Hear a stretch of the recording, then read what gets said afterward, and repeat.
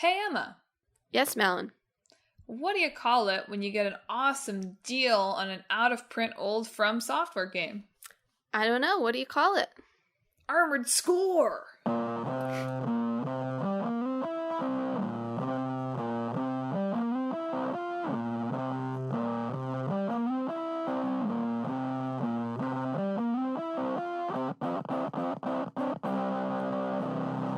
Hello and welcome to Talk This. It's dangerous to podcast alone. I'm your peacefully mining ore host, Madelyn. I'm your camp counselor, host Emma. And thanks for tuning into this week's show. This week, we're talking about From Software classic Armored Core and the Quarry, which is not about mining. No. Armored Core. I'm not even... What is a quarry? It's where you get rocks. Like, is that in that game?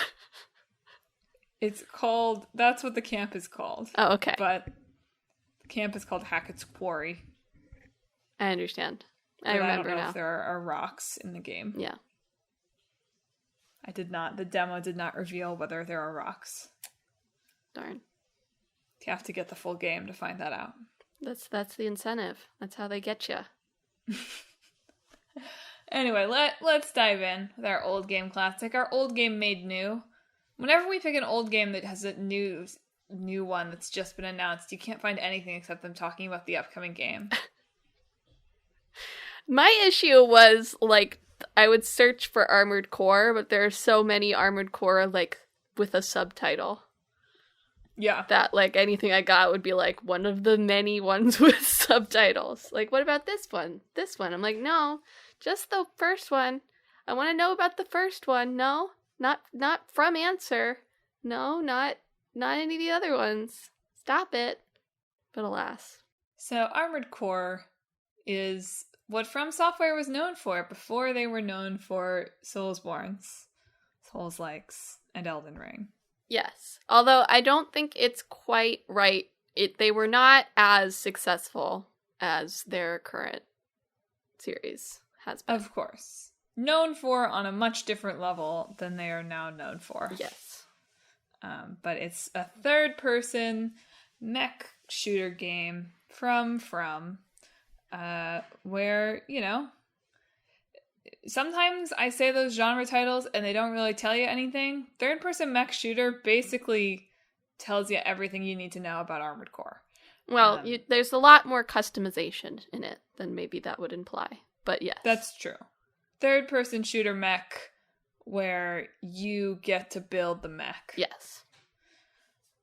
But in the Armored Core games, generally you're a mercenary mech pilot. You're in this, like, usually post-apocalyptic, sometimes a little more sci-fi than post-apocalyptic, but generally post-apocalyptic world, where there's been some kind of destruction that is sometimes more explicitly spelled out as, like, a nuclear wasteland or that sort of thing, and sometimes it's much vaguer. In the first game, I think it's just the Great Destruction. Mm-hmm. And you're out there doing little missions in your robot dude and having a good time.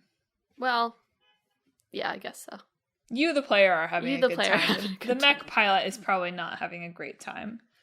The mech pilot has to pay for his own mech, so yes. You're kind of like a mech Uber driver sort of situation. Yes.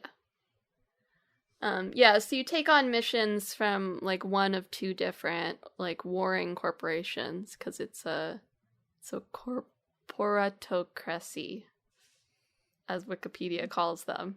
I don't think that's how a good pronunciation. Was it? No. Was it really? Well, the pronunciation was probably fine. The emphasis, interesting. But you take on missions from one of these two corporations and get pay based on the ones that you take, essentially. And then you use that pay to put your mech better. And then you can take on better missions, you can get more pay, and you can make your mech better, yep. And it just goes on from there. Yes. As Emma said, there have been, like, roughly 1 billion Armored Core games, except there haven't been any since, like, 2013. Well, it's very, like like looking at like the timeline of FromSoft games, like it was really like they made Demon Souls and then they made Dark Souls and there was like one more Armored Core after that because they were probably like already working on it, but they really made Dark Souls and was like, oh yeah, this is working for us. Yeah. And then they just made basically like Dark Souls series or Dark Souls likes since then. And Sekiro, which is at least a little bit different, but yeah. Only sort of, though. Yeah. The Armored Core series, by the way, the first one came out in 1997 for the PlayStation. And pretty much every game had the like late 90s, early 2000s, like it's not DLC, but it's like it's an expansion. And sometimes with these ones, they're more standalone expansions. So there was like the first game, and there was a couple expansions, and the second game in 2000, and a couple expansions, etc., etc., etc., until 5 came out in 2012, and then they didn't make another one again for, where are we now? Like for 10 years. Yep. And now Armored Core 6, Fires of Rubicon, coming in 2023. Yeah. Although when I searched it, there were, in the first page of just Armored Core results, so many of the articles were like, games that might actually come out in 2024. So take that with a grain of salt, at least according to the internet. I feel like I remember it took a while for Elden Ring to come out, although I don't think they really delayed it, if I remember right. I didn't look, though.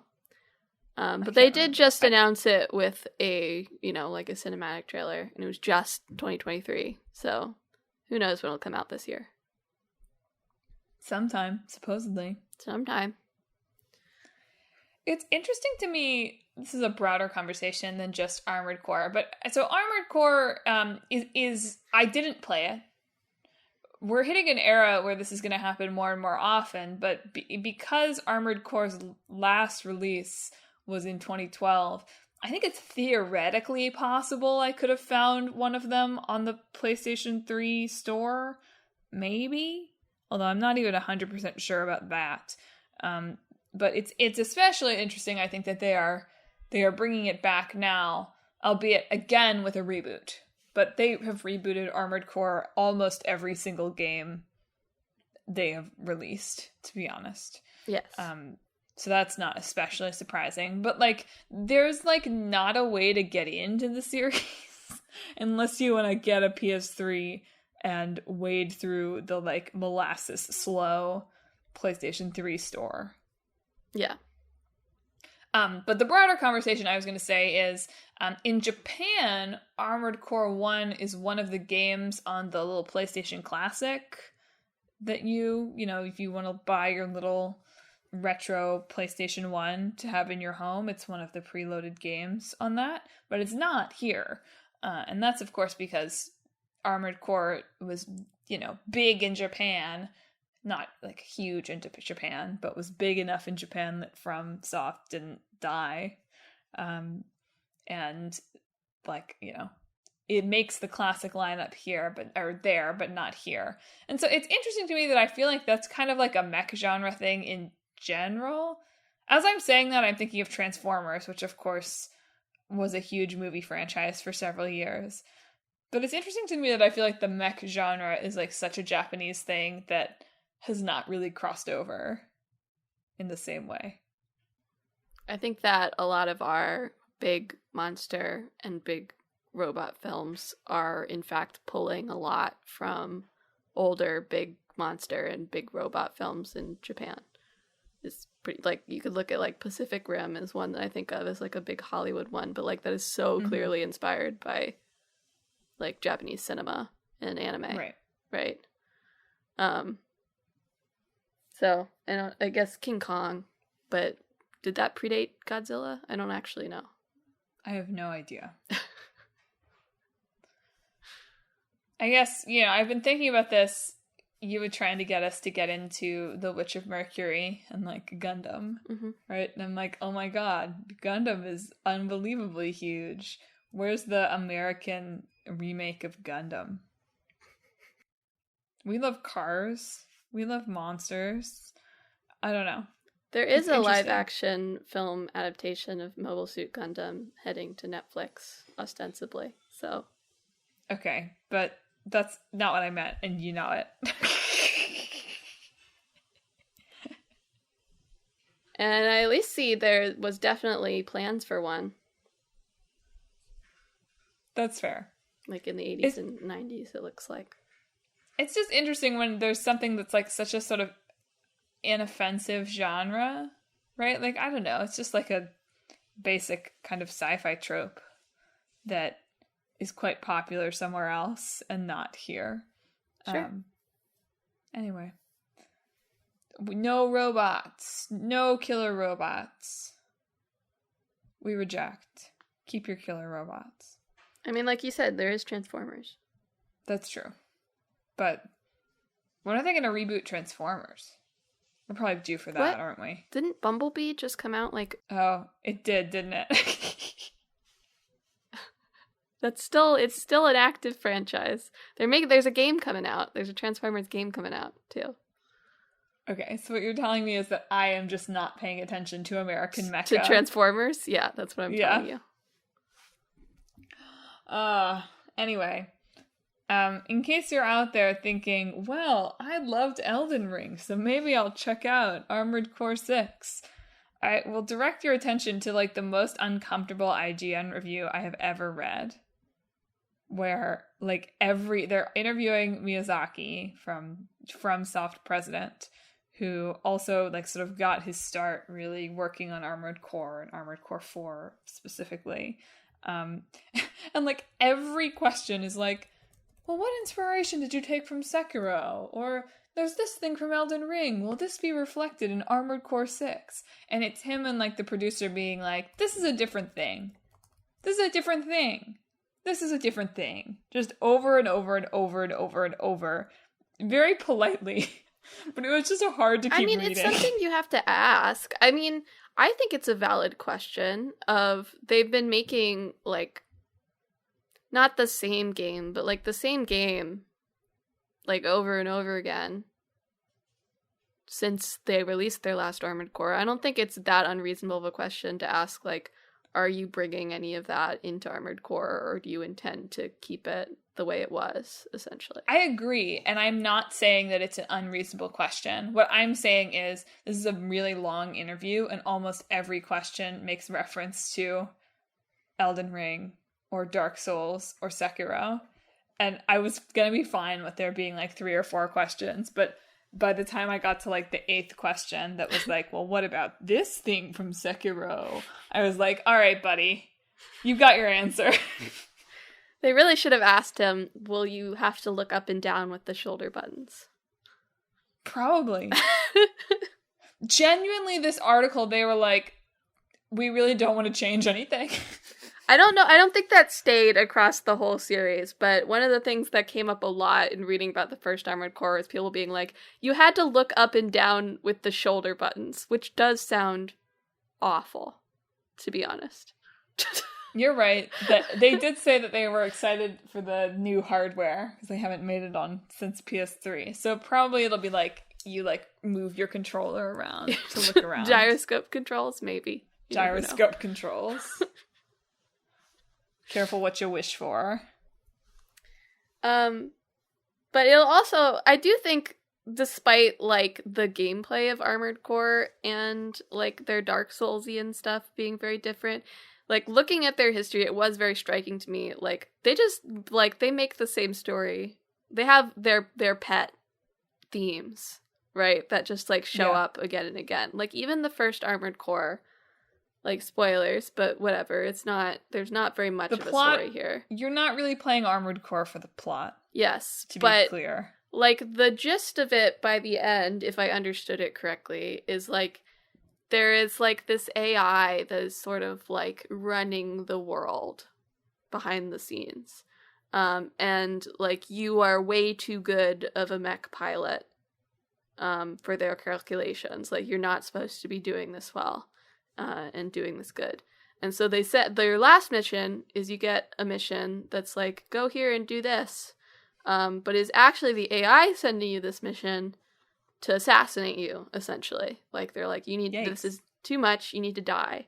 But of course you don't die, and instead find the AI and choose to destroy it so that humans can now live in freedom rather than having, like, a big god overlooking them. And, like, tell me if that doesn't sound like the Souls games also.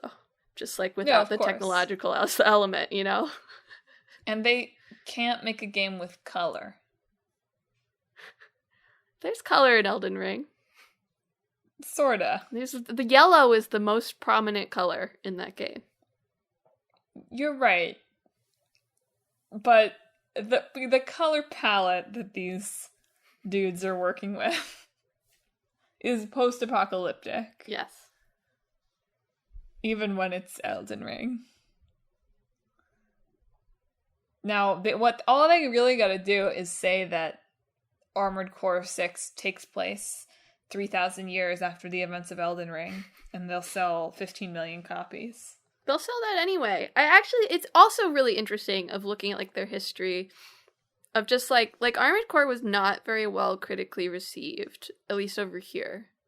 Mm-hmm. Like, I was looking at, like, there's, like, a list of, like, in order of Metacritic score, and the highest one was 5 at 70. Which is not very good on Metacritic based on how scores work now. Whereas Dark Souls have all been, like, above 85. Like, even, like, Dark Souls 2 that people apparently don't like nowadays or whatever. So I am very curious if it was just, like, people just liked the Dark Souls, like if it was the fantasy setting or the difference in gameplay, or if, like, game culture just suddenly evolved at that point to be responsive to From Software's, like, design philosophies, right? So I'm really interested in what the critical reception to Armored Core 6 is going to be. I know there's a lot of, it's a big cult hit, because when they announced it, my Twitter, like, exploded about Armored Core. But I'm very interested to see what the mainstream thing will be going to be. Especially after Elden Ring. Well, it's especially interesting to me, having read this interview now, and having read about the first 5. Every description of these first 5 is like, nothing really changed, they made some light tweaks. Nothing really changed, they made some light tweaks. Yeah. Like, they more or less decided in 1997 how they want to make Armored Core games. And it actually doesn't, I mean, whatever. I would be tired of talking about Elden Ring too, if I were them, probably, right? So, I mean, it hasn't even been a year. It hasn't even been out a year. You can't be tired of it yet. That was a little bit of a joke. But this interview does still make it sound like they're like, nah, like, we like Armored Core. Yeah, it seems like they do, yeah. Which, like, good for, on one hand, good for them. On the other hand, wow, there are going to be a lot of people who buy this game and are like, what is this? Yeah, I think that will definitely happen. Which is so interesting. It's just interesting because, you know, you talked about them having, like, an aesthetic and a way they like to make games. But I also feel like, obviously this is less the case now because Elden Ring was huge and the Souls games can't really be described as cult hits anymore. But Armored Core is a game that is, or is a series of games that is made for a very specific type of gamer. Yeah. And that person's going to love those games. And I really feel like if they hadn't, like, blown up the way they had, you could say that Souls-likes are also games that are made for a very specific type of player. Now, that happens to have broken into the mainstream, but I think you could pretty easily imagine a situation where it didn't. And they just continued to make, in the same way as they made the same Armored Core game more or less 17 times, where they had made the same Dark Souls game 17 times, and it appealed to those specific players and never, like, broke out. So, on that level, it makes total sense that they would follow up Elden Ring with this mech game that they haven't touched in 10 years. Because they just seem to do what they want. Actually, I think it's sort of the I feel like it's sort of the opposite, that they feel like they've hit a level of mainstream success that they can go back to Armored Core now. That's fair too. And they'll have enough fans that will follow them even if they end up not liking the game, you know? Yeah. It's going to be, I'm really interested. This is not a game that I will play, but I'm really interested in how people are going to react to it. Maybe it'll mean that we just get tons of games about robots for like 3 years. We're sort of already there. Robots in space. I mean, that's true. We love robots in space. Highly relevant. Taking down an AI from a super corporation, absolutely spot on 2023 storytelling. If they add the ability for you to leave little notes for players in their missions, then they'll have a bona fide hit on their hands. You're right. Did they ask them that? Will you be able to leave little notes like in Dark Souls? I don't think they did, and I'm disappointed about that. That's the most important one. Likely robot. Anyway, one last thing about the original Armored Core that's sort of interesting is there's like this hidden system called what is it called? Human Plus, I think. Mm-hmm. Yeah. Human Plus, where if you go into debt up to like negative 50,000, like the game like starts over and you unlock these Human Plus features that like boost your ability as a mech. But like the reason for that, like if you think about it from a narrative perspective, is you'll notice now that whatever you named your mech pilot is now not there anymore. They're just named like Raven Number, with the implication being that like you were like sold in order to pay off your debt, so you're not actually a person anymore. You were just like fully owned by the corporation, essentially. Wow, who knew it was the same world as Citizen Sleeper? That's crazy. Yeah. But it's just like this, it's like, it's so unlikely that you'll go into that much amount of debt. So it's just like this weird little hidden system and plot line that you can unlock if you happen to really suck or are really careless with your money. What a really dark little Easter egg. Yeah. If they include a few of those in the game, it'll sell like hotcakes. We do love dark Easter eggs. Gamers. Just imagine the articles. Like, it wouldn't sound like this. This is the clickbait version. You'll never believe what happens if you go 50,000 credits in debt in. That's too many words for a headline, Madelyn. You're too wordy. Okay. Armored Core 6 debt mechanics made me question capitalism. There it is. Or something like that. I don't know. You need to get Elden Ring in the title if it's going to be ideal. I don't know. I'll probably wait and see what people say about Armored Core 6. I do like sad robot fellows, so. I just feel like I read too many times that the plot is not very central to the experience. I mean, we'll see with this one. I mean, it'll probably be as central to the experience as any From Software game, but we'll see. If it really is like nothing has changed since they released Armored Core 5, I will be impressed. But I simply do not think that is how like people's progression as developers work, you know? We'll see. Maybe they want to coast. Yeah, coast by releasing. Where's the Bloodborne port then? That's the coasting. Yeah. You know how many people beg for that every single day? Easy money. How hard could robots be? Can you buy robot assets? I'm just kidding. You can buy any assets. The Dark Souls has been reusing assets since Dark Souls. Good. See? Elden Ring uses some of the same animations as like the original Dark Souls. So we're gonna get some Armored Core 4 stuff up in here. No, I'm sure it'll look great. And who knew that 2023 would be the year of the Gundam for Emma? They made the new Gundam show specifically to get young people into Gundam. So it worked. They got me. Are you going to go back start from the 80s? No. I'm probably, if I watch more, it'll probably be more of the AU ones that aren't the central timeline. So Netflix has the original.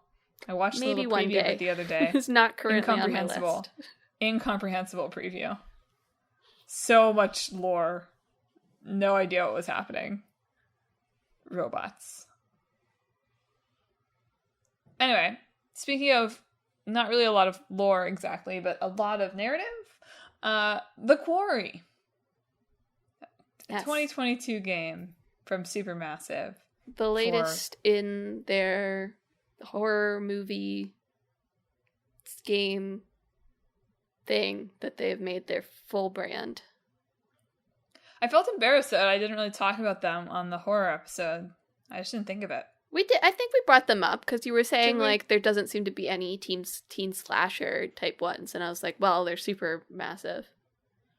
They're almost the exception that proves the rule, though. Yeah. Who else is doing it? Literally no one. Yeah.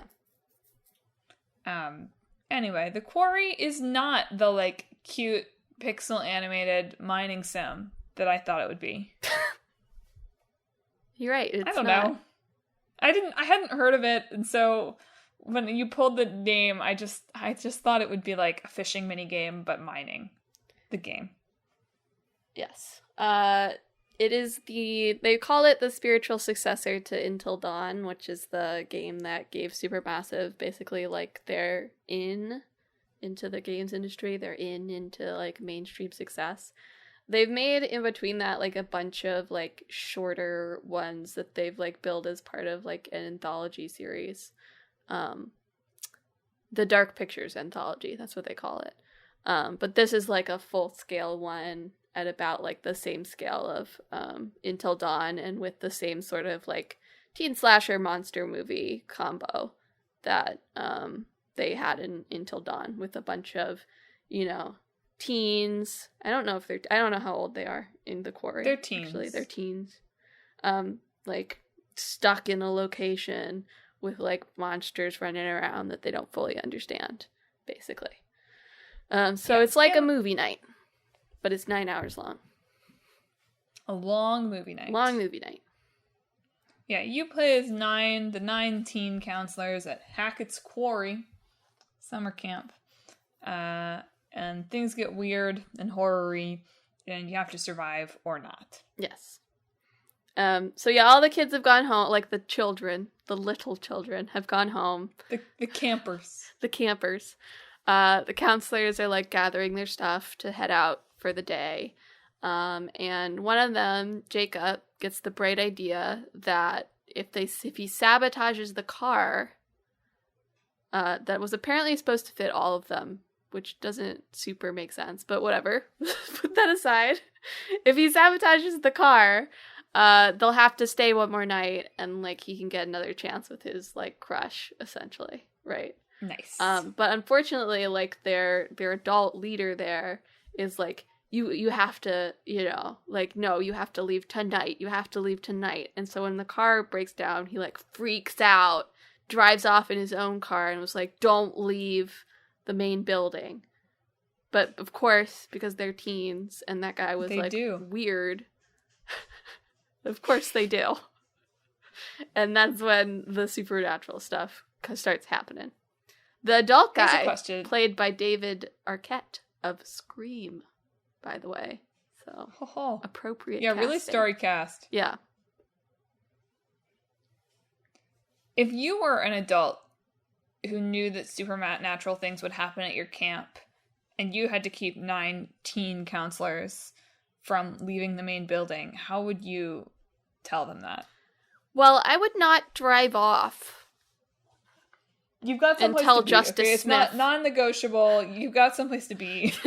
I would not drive off and leave Justice Smith in charge, I think. Okay, you don't really have a choice about the driving off part. You could pick someone other than Justice Smith if you want.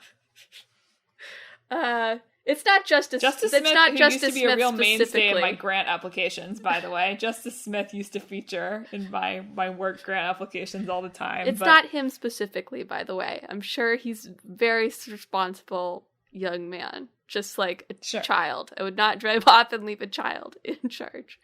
Okay. You don't have a choice, though, so how would you tell them? This is bear migrating season. At midnight, thousands of bears are going to run through here all at the same time. And so you need to wait until they're gone.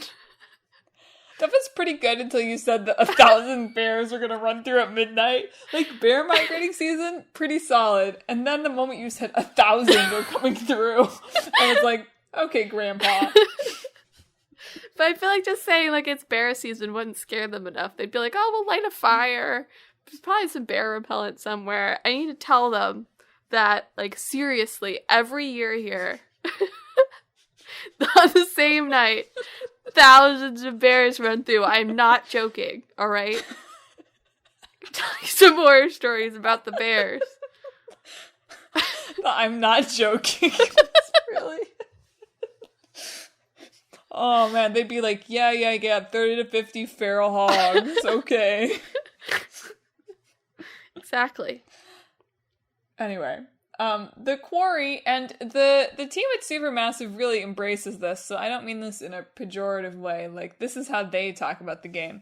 Is really more playable horror movie than, like, I mean, they talk about it this way. There's literally so again, a movie mode in it. So. Yeah. So there's not a lot of gamey gameplay. There's some quick time events and choices. The quick time events, by the way, confusing as heck, especially if you've just been playing Yakuza Like a Dragon. It is just the analog stick. Yeah, well, I figured that out after I failed 2 of them in a row. Luckily, the QuickTime events in the Quarry in general are not as unforgiving as they are in Until Dawn. You're much less likely to like just get someone killed because you missed one QuickTime event than you were in Until Dawn. It's a little bit more based on your choices, usually. That's a good thing. They should still... I thought it was very funny for me to be confused about this because I was like, oh, the cute little movie explaining what a QuickTime event is. Like, this is cute. And then they put the thing that was a big circle button up on the screen. And I'm pounding the circle button. And I'm like, how am I failing this? And it's an analog stick, not the circle button. Yeah. They didn't think of dummies like me. Yeah. They do give you a whole bunch up front that do nothing, though, so that you can figure out that it's the analog button. She just, like, hits her head on a tree a lot, I think. Drops her phone and hits her head on a tree a lot. She did drop her phone. I don't know. We seemed to, like, hit something with the car. So, that seemed to matter. That seemed to matter when the creepy cop came. Anyway. Yeah, so I played the demo version of this, which I don't know if it would have been longer if I had done a better job. But it was, like, about an hour long. It seems to be the prologue. Yes. For the game. It's a prologue thing. The demo was a real relief, because I think this is the first time that I've actually seen a $70 game in the wild. Which, look, games should cost $70, but, whew. Yeah. I wasn't gonna... To be fair, I had fun with the demo, and had the game been, like, $40, I might have bought it. Wait for a sale. I am going to wait for a sale. Wait for sale next October. Spooky. You're right. It will probably get a good Halloween sale. But yeah, it was just, I enjoyed it. It didn't quite grab me enough for me to be like, yes, full price.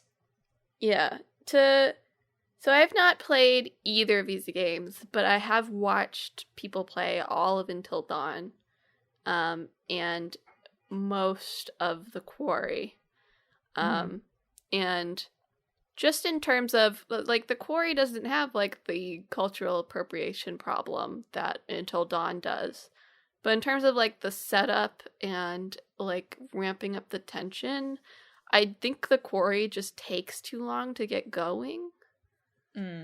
Like, there's this prologue, which is also something that they have in Until Dawn, where you have like two characters and something happens to them and then you cut forward in time to like the main story.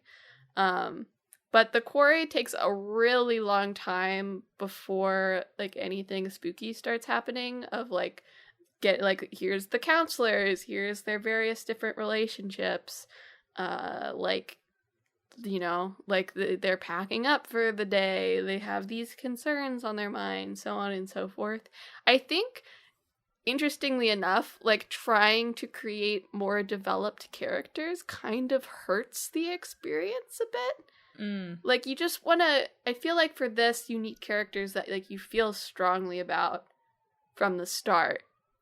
And not really in like a, oh, they're interesting sort of way, but like a, oh, they're fun, oh, they're weird, oh, they're, you know, freaky or whatever.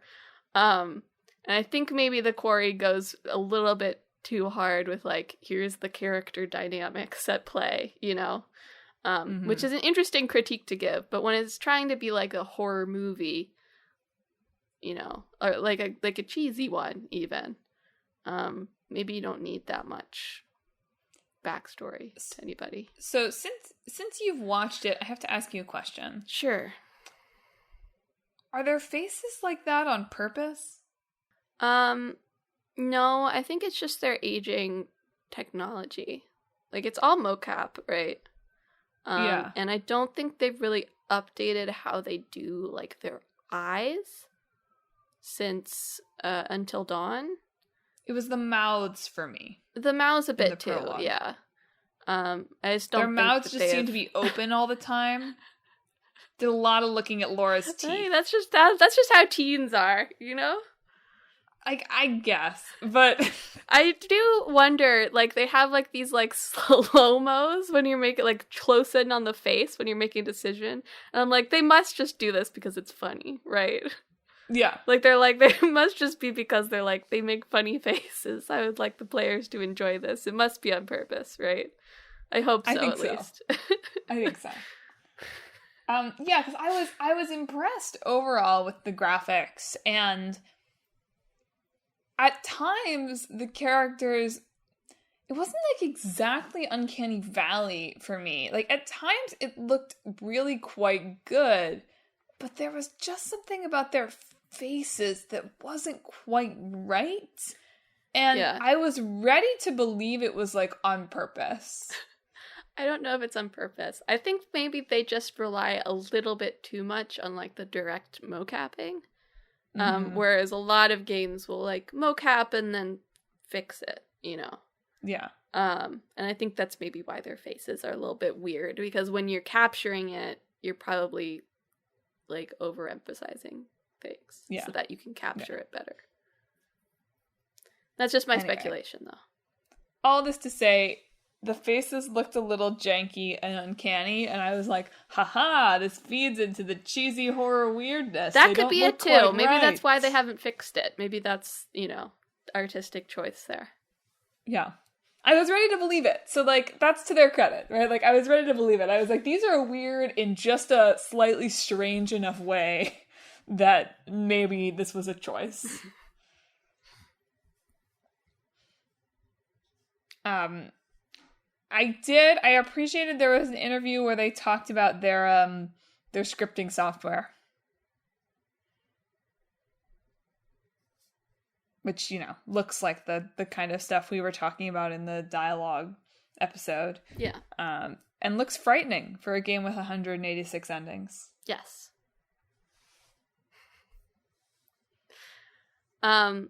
They also added a feature in this one, like, you have, like lives, essentially. So if you, like, mess up and get a character killed, you have, like, 3 lives that you can use to, like, rewind back to when you made the decision that was making them getting them killed, which I did see in one review, and I don't know if they've fixed this yet, but occasionally you made the decision, like, so far back, and it would, like, not give you warning about that. So I saw one reviewer that was like, it took me back to, like, the beginning of the game. And I couldn't be like, never mind. Uh, so there were some kinks to iron out with it, but it's a fun system, I think, to add to this to make it so you're like, oh, I really screwed that up. Let me just try that again real quick. It feels like that's got to be a pretty. I saw enough reviews that were like, the decision that you make to if somebody dies, like there's not that much of a butterfly effect. So it must not, like, the reason that made it into the game must be because, like, there's only a couple of ways to do that. And you have to get pretty unlucky. Because I saw enough critique on the other side of things that, like, there wasn't enough sort of interweaving choices. That it was pretty, like, right then and there. I did appreciate in the demo, it did, as I was playing it, make me think, like, that's a bummer that my other choices didn't mean too much. But I did appreciate that they have that kind of, like, path set thing. Because at least then, if you're going to be going back and replaying this, which obviously this game wants you to do, you don't have to do quite so much, either trial and error, or because this game is trying to be a movie, I understand why they might want to avoid the kind of, like, visual novel playing of you've got the guide open next to you sort of situation. Yeah. So I thought that was quite respectful. I do believe they also have, like, in the menu, they had this in Until Dawn too, like, when you make a decision, it'll, like, track it for you, and then when the result happens, it'll tell you, like, which of your decisions actually led to that result, so that when you do replay it, like, if you play it once through, and then you do replay it, you might not need a guide if you've been paying attention to, like, what you did and what that resulted in, so you can sort of figure it out for yourself. Attention. Yeah. It's big if. Big if. There's also co-op mode where you can like assign a player characters to control, and you like pass the controller based on whose turn it is. Interesting. Yeah. When I saw couch co-op on the menu, I was like, oh, like, fun, couch co-op. And then when I read it's just like now it's your turn. I was like, who are you playing couch co-op with that you have to have the game say, okay, it's your turn? Well, if you're drinking or something, like making a night of it, maybe you're like, forget whose turn it is, I guess so. Look, it's a cute little feature. It's a cute feature to include, and I appreciate the nod to, like, obviously Click Like Boyfriend and I play games in this style sometimes that aren't necessarily intended to, and so I appreciate the nod to it. I was hoping for something more exciting than just a, like... What did you think it was going to be? I have no idea. I have no idea what I thought it was going to be. I just saw the words couch co-op, and I was like, couch co-op? Yeah. For me? But they also have the classic, online mode voting thing. Yes. So. I don't know what I thought it was going to be. One of you is the werewolf. Yeah. One of you is the 1,000 bears on their way through, I don't know. as I said. One of you is the 1,000 bears. Anyway, if this sounds at all intriguing to you, I would recommend checking out the demo, and I don't know, I assume Until Dawn is cheaper, so, like, maybe try that. Yeah. I don't mean to be arguing against paying $70 for a game. People should make their money, but if that feels steep to you as it does to me right now. Well, if you play it Until Dawn and you're like, oh yeah, that ruled, then you can go buy the Quarry next, Yeah. Can you believe it was originally planned to be a Stadia exclusive? That's so funny to me. Yeah. I hope they took Google's money and ran. I hope so too. They probably didn't because they're charging $70 for the game, but... It's free for everyone now. We just stole all the money from Google. We took down Stadia so you can have free the Quarry. Well, is it time to do the Monster Mash, the Mecha Mash? I'm ready for the Monster Mecha Mash. By the way, I looked this up. Godzilla does predate King Kong. Great. In case you're wondering. Now I'm going to try to put Godzilla into my mashup. This is not good. No, how do you do a teen horror movie with robots? Evangelion. No, I'm just kidding. You got it. No, there's tons of like existential horror mecha anime out there. But teen horror. Teen slasher. Teenagers. Cheesy. They're all teens in these mecha shows. I don't want it to be existential. They're all about child soldiers, okay? So but isn't that its own kind of horror? Fun. Sometimes it can be fun to be a child soldier, you know? That's the pull quote. That's the little blurb. I was like, 1,000 bears are coming, but being a child soldier is fun. Yeah. You need the child soldiers to deal with the bears. Oh, did you also see that the Quarry has its like own little themed in-character podcast and TikTok for the counselors? That's funny. Yeah. I was like, of course it would. Yeah. I know there is an in-universe podcast that Justice Smith's character listens to. And it has, like, hip and cool facts that help them out. I don't know if that's the same podcast as they have on their website, because the game the demo includes no Justice Smith. Alas. So, no Justice, no podcast. I know it's like a stacked cast, but I'm latching on to Justice Smith because he's the only one I recognized immediately from Detective Pikachu. Oh. Yeah. I had forgotten. I had just the name just in my head. Yeah. There were other names I recognized, but I don't remember them off the top of my head right now. Anyway, come on. Robot teen slasher. Go, go, go.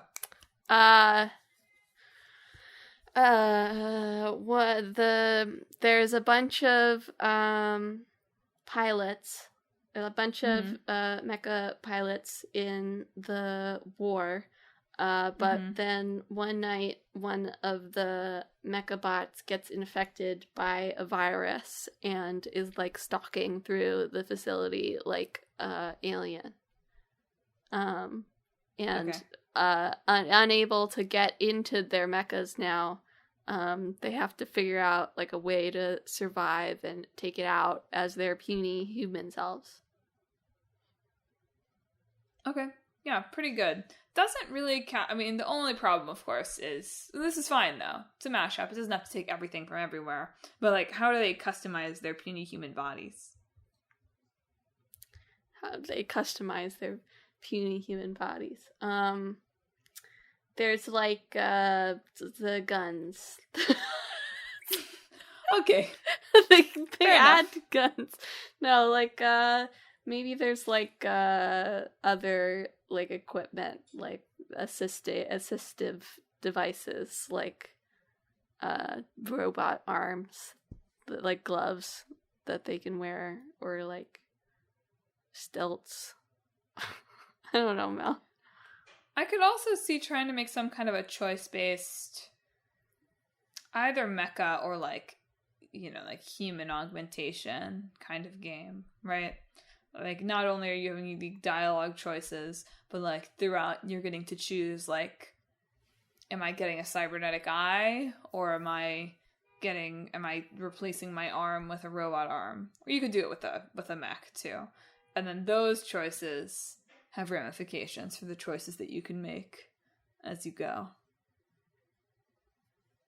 I'm not really sure what the story of that would be. You know, maybe it's like, maybe instead it's like Horizon Zero Dawn, but like more not like, more like, you know, urban post-apocalyptic rather than nature post-apocalyptic. Yeah. So like humans made all these robots once, and now they've sort of gone rogue or were infected or whatever, and like have sort of taken over the land, and so there's like a human resistance that's like making use of like the cybernetic enhancements or whatever in order to like take the robots out or whatever. I said whatever a lot there. It's good though. And they have to have slightly weird looking faces. Yes. But C, it's canon because they have cybernetic enhancements. Right. So it makes their faces look a little weird. They haven't quite refined the technology. They'll say all the way it's yet. a side effect. Once we install this, it'll be like first person view. Like maybe you design your character and they'll be like, your face will look a little weird once this is done. You'll just have to deal with it. And then you make it and you're like, wow, my face does look a little weird. And so is everyone else's. It was worth it. It was worth it. Now I have X-ray vision. Nice. Okay, these are solid. Robots and horror give you a lot to work with. Yeah. Well, listeners, do you wish that they would make Armored Core 6 Bumblebee transforms as like a crossover with Transformers? Did you think the Quarry was going to be about peacefully mining rocks in a village? Did you listen to the horror podcast a few weeks ago and think, why didn't they talk about the Quarry? Did you really love... Are you an Armored Core, like, fan person who's really excited to get back... Well, I was going to say fanboy, but is fanboy, like, gender neutral? I don't know. Fan person doesn't sound right, though. I think, like, fan folk. Fan folk. Whatever. Are you a fan of Armored Core? And are you ready for some mech energy that is nothing like Elden Ring? They learned nothing from Elden Ring or from Sekiro. We cannot make this clearer. They did not learn anything or bring anything to this game. If you have thoughts about any of that or anything else we talked about this, if you're afraid of the thousands of bears that Emma says are coming at midnight, and you need some advice, hit us up on social media. We are on Facebook, Twitter, Instagram, and YouTube at Talk This Podcast. You can also visit our website, www.talkthispodcast.com, where you can read all about the show, check out the games in the hat we're about to pull from, and read our blog featuring long-running series Clickbait Boyfriend and Split Screen. Maybe we should do a blog post on games that would be improved by a midnight bear rush. I think there's a lot. Like pretty much any game. Yeah. More like a blog post on which games would not be improved by a midnight bear rush. I can't even think of any. Me either. It'll come to me probably. Like any Winnie the Pooh children's game probably has enough bear. There would love there to be a midnight rush of 1,000 poos. That's called food poisoning. That would happen in Kingdom Hearts. Stop that. Anyway, you can also, most importantly, Emma interrupted me, or I really interrupted myself, but most importantly, if you enjoy the show and you want more 1,000 poo content, you should subscribe.